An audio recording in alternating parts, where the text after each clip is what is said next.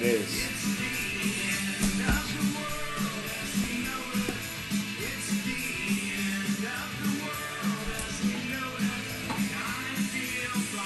I do feel fine, and I hope you do too. Hi, YouTubers. Whoa, hey, stop that right there. Okay, no, we don't need that over again, do we? That's what happens when you're the sound technician, the producer, the editor, the executive director of Current Christian Commentary and News. I'm also the host, Pastor Steve. Hey, welcome to another edition.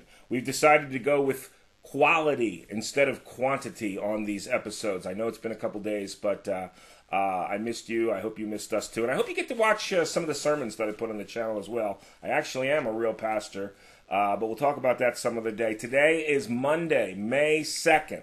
Looking forward to Cinco de Mayo, May 5th, he says extremely sarcastically. All right.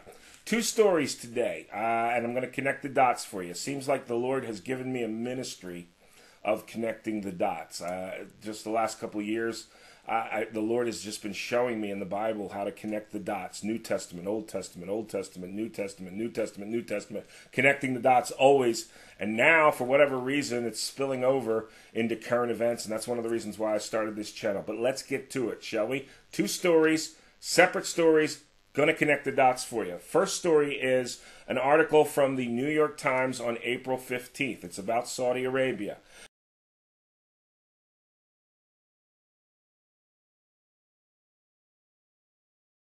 Saudi Arabia, April 15th, New York Times. Saudi Arabia has told the Obama administration and members of Congress that it will sell off hundreds of billions of dollars worth of American assets held by the kingdom if Congress passes a bill that would allow the Saudi government to be held responsible in American courts for any role in its September 11th, 2001 attacks.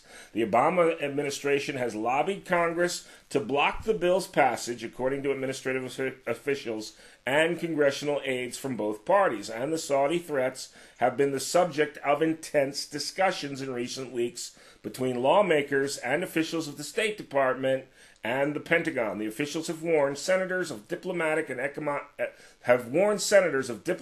economic fallout from this legislation. In essence, they're trying to pass a bill that would allow victims of 9/11 to sue the Saudi Arabian government, which would mean seizing their assets for damages because of Saudi Arabia's involvement in 9/11.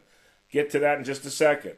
Abdel al-Jabeera, the Saudi foreign minister, delivered the kingdom's message personally last month during a trip to Washington, telling lawmakers that Saudi Arabia would be forced to sell $750 billion worth in Treasury securities, these are Treasury bonds, and other assets in the United States before they could be in danger of being frozen by the American courts. All right, that's part 1A. The second part of this dot to be connected is the 28 pages that were redacted from the 9/11 Commission report. They weren't really redacted. They're being withheld for security reasons. We now know that those 28 pages implicate the Saudi family, the royal family, the Saudi Arabian government, in the 9/11 attacks. My best guess, and the best guess out there, is that Saudi Arabia, it can be proven, or it is proven in those 28 pages, that Saudi Arabia was financing some, if not all, of the 9/11 hijackers. Now, why would they do that? I don't think, and it's possible, but I don't think they did it with the idea of having these guys crash planes into the Pentagon and into the World Trade Centers. I don't think that was the idea. I think, at least the cover story would be, we were funding them for education. Now, unfortunately, this education, and I don't have time to spend with you to teach you, but it's called Wahhabism. It is the foundation of education in Saudi Arabia. It is the birthing of jihad. Wahhabism is just a horrible, horrible way of life, teaching children to hate Jews and hate Israel and hate America and so on and so forth. So the Saudi government, Saudi royal family probably is saying, well, we just thought they were educating, Wahhabism, Saudi government, we had no idea that they were going to bomb that they were going to use these planes and bomb the Twin Towers and the Pentagon. By the way, for those of you that think that there was no planes, it's just a hologram and explosives, cut me a break, please, will you? I mean, where'd those children go? Where'd those people go? Those planes crashed into the towers. They crashed into the Pentagon. I had an acquaintance on the flight that crashed into the Pentagon. Her name was Barbara Olson. I didn't know her real well, but I certainly attended several functions with Barbara Olson when I worked in Washington, D.C. in 2001 as a lobbyist on Capitol Hill. All right, back to these 28 pages. All right, so and by the way, these 28 redacted pages, Congressman Walter Jones, who is one of the few congressman that has any integrity left. I trust Walter Jones. I've met him quite a few times. He's been in the House quite a long time. He doesn't get very far up the food ladder, up the food chain, like Speaker of the House or majority member, majority whip, or whatever the case may be, simply because he's just too honest. I write about Congressman Walter Jones in my autobiography, more specifically a friend of mine that was his communications director, Patty Maher, who worked for him. So that's how I got to know Walter Jones. He's sponsoring legislation right now. It's not going to go anywhere, but he's sponsoring legislation right now to force the release of those 28 pages. He wants to get at the truth. And the truth appears to be that the Saudi family was involved in financing to whatever extent. Now, I don't mean as far as dollars goes. They were paying for their housing and for their food and for their just about all of their expenses. Maybe the Saudi government knew that they were going to be terrorists. Maybe they didn't. I have no idea at this point. Good chance that they might have known, but we can't assume that. But they were certainly sending money to these terrorists. That has been documented. That's what's in the 28 pages. That's why President Obama didn't want it released. Now, if you dislike President Obama as much as I do, hold on to your seats, because President Bush Jr. is just as, well, senior too, but just as culpable with the Saudis. If you will recall, when all of the air traffic was stopped, there was no planes flying after 9/11 finally settled, and all the planes were grounded, nothing was moving anywhere. One set of planes, or plane or planes, was allowed to leave the country. You guessed it. President Bush made an exception for the Saudi family to get out of the United States and go back home. Why would they do that? Well, my guess is they had their tail between their legs thinking, oh no, they're going to realize these are the guys that we financed. Let's get the heck out of this country before they put us on trial and hang us for treason. Or like they do in Saudi Arabia, cut their heads off, cut their hands off. That's probably why they panicked and left the country. But my point is, President Bush allowed the Saudis to leave. Now, here we are. What is it?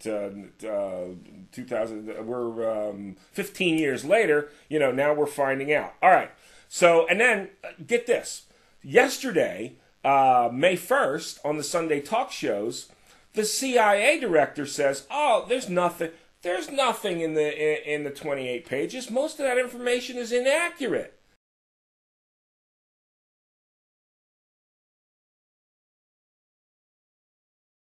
Okay, he's the CIA director. Hello. So he gets on camera yesterday and lies to us. Whoa, almost broke my neck there. And lies to, it's live TV, folks, what can I tell you?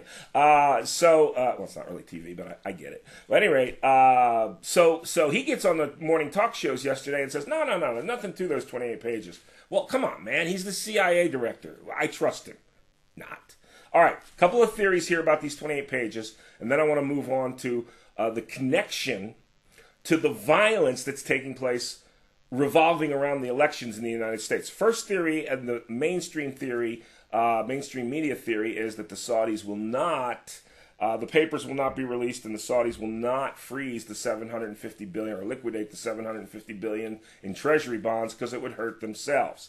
That's theory number one. That's proposed by the New York Times and other mainstream media. They're just not going to do it. It's possible. Theory number two, that Congress will pass a bill, and this is the one I told you about that Walter Jones is sponsoring, and of course the president will veto. Not enough votes to override the veto, I don't think. Theory number three, and this is where it gets interesting. Again, we're connecting the dots. That President Obama will not release the 28 pages. Now remember, this is 28 pages that George Bush Jr. absolutely knew about, having allowed the Saudis to fly home. George Bush knew about the Saudi connection very early on in the 9/11 attacks.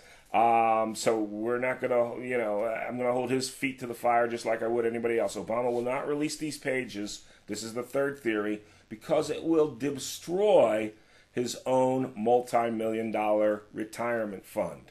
He's counting on the Saudis. Remember, when President Obama first became president, when he did his world apology tour, one of the first things he did was get to the Saudi king and bowed. First time in the history of the United States that a sitting president bowed to a foreign king. It was despicable, it was disgusting, but it was a telltale sign of the times that we're in right now.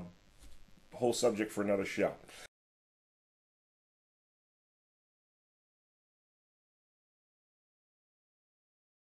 So his own retirement is at stake. Maybe he won't release it. Then there's another theory. This is number 4.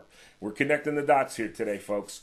Obama will release the 28 pages simply because the idea that it will ruin or continue to escalate the economic meltdown that you and I are now suffering. Wages have been frozen for just about the entire 8 years of President Obama's presidency. The GDP has actually shrunk on, contrary to all the lies that the White House has been telling about this great economy and how it's bounced back.